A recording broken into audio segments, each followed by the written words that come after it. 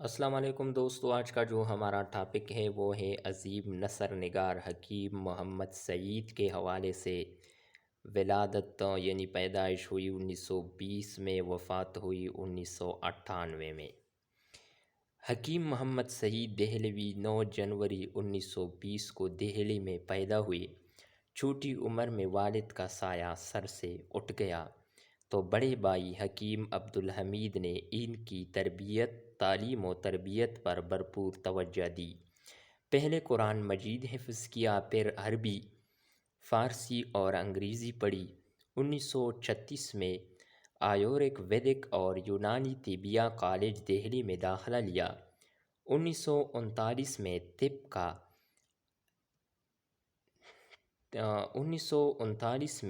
کا اعلیٰ امتحان پاس کیا۔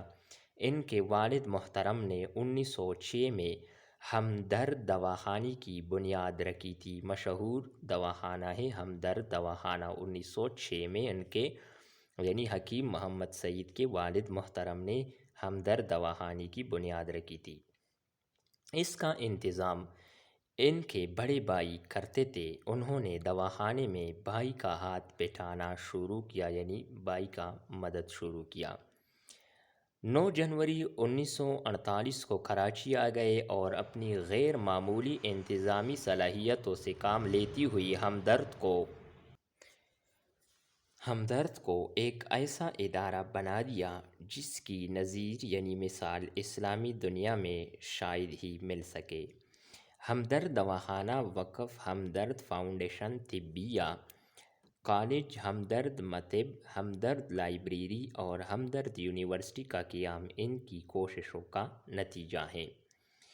انہوں نے بہت سے ممالک کی سیاحت کی۔ کافی تعداد میں اردو اور انگریزی کتابوں کے مصنف ہیں، جن میں سفر نامے، طب اور اخلاقیات سے متعلق کتابیں شامل ہیں۔ انہیں 1998 میں کراچی میں شہید کر دیا گیا تھا۔